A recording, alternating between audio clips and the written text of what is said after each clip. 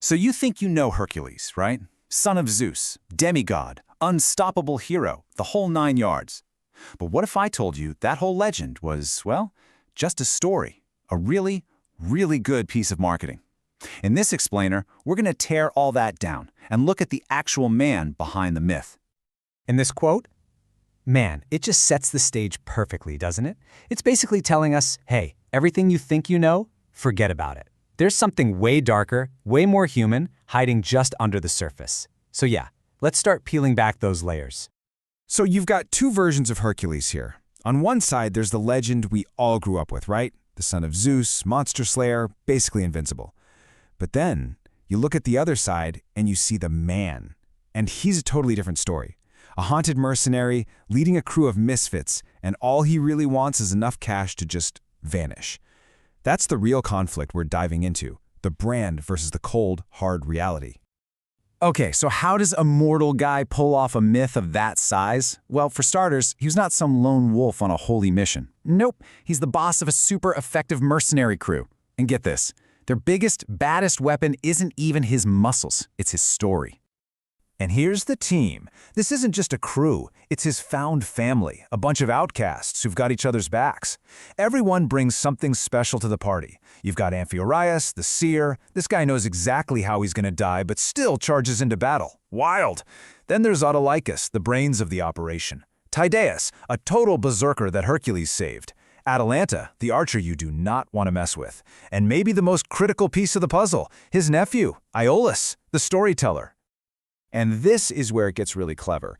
This is their business model. Iolaus, the storyteller, is their PR guy. He goes around spinning these epic tales to make Hercules sound huge, terrifying, divine. It's basically ancient propaganda, right? Personal branding 101. The whole strategy is just brilliant. The more people believe he's the actual son of Zeus, the more likely they are to just drop their swords and run. The job gets easier, and they get paid faster. It's absolutely genius. So, with a reputation like that, it's no surprise they land a massive job in Thrace. We're talking the score of a lifetime. It's got all the classic ingredients: a noble cause, a princess who needs saving, and a mountain of gold. A little too perfect, maybe? The client is a guy named Lord Cotys. He says his kingdom's being threatened by this evil sorcerer, Rhesus, who's supposedly leading an army of monsters. The job? Train Cotys' army and take Rhesus down. And the pay? Oh, the pay is insane. We're talking double Hercules' weight in gold. That's retire and never work again money for the entire crew. The dream.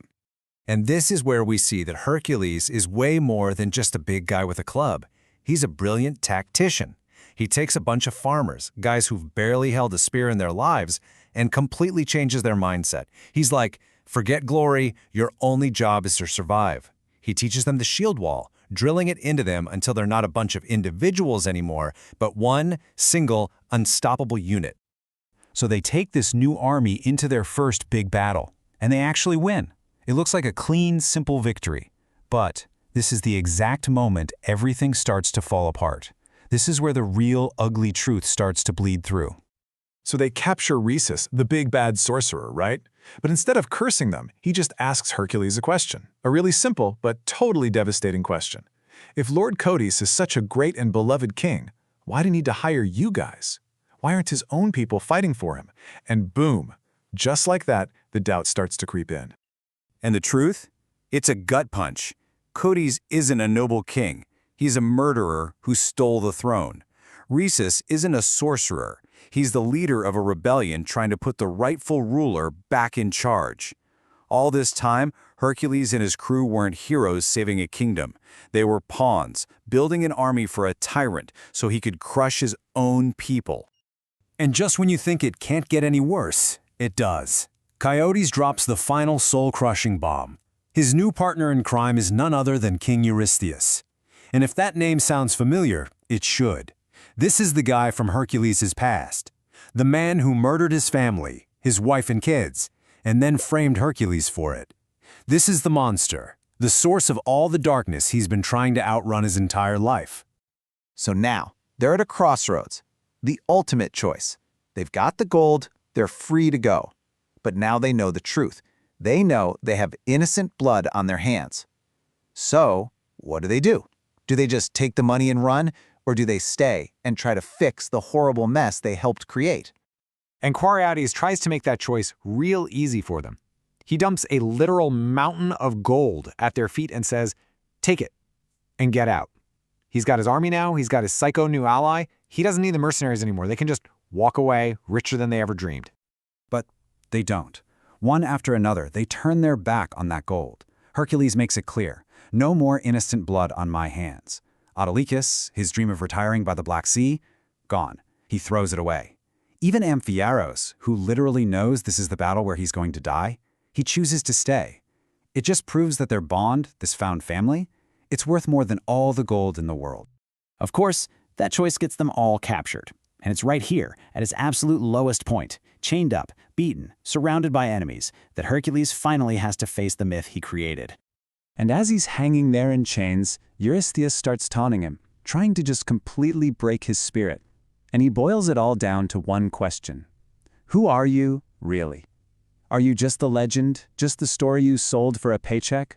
Or are you the truth behind it? I mean, this is it. This is the question the entire story has been building up to. And his answer is just explosive.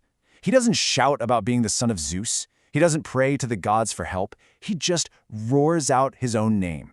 He owns who he is, the man, the myth, all of it. And in that one moment of pure self-acceptance, he finds a power he never knew he had, and he just shatters his chains. Then he does something impossible. It's like one last epic labor.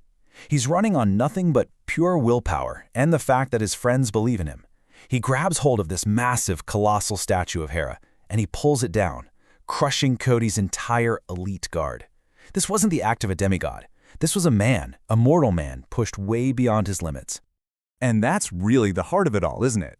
At the end of the day, it didn't matter if he was actually the son of Zeus. The legend became real the moment a man, a mortal man, chose to become the hero everyone believed he was. So it leaves you wondering, right? What truly makes someone a hero? Is it the incredible stories people tell about them? Or is it the choices they make when everything's on the line?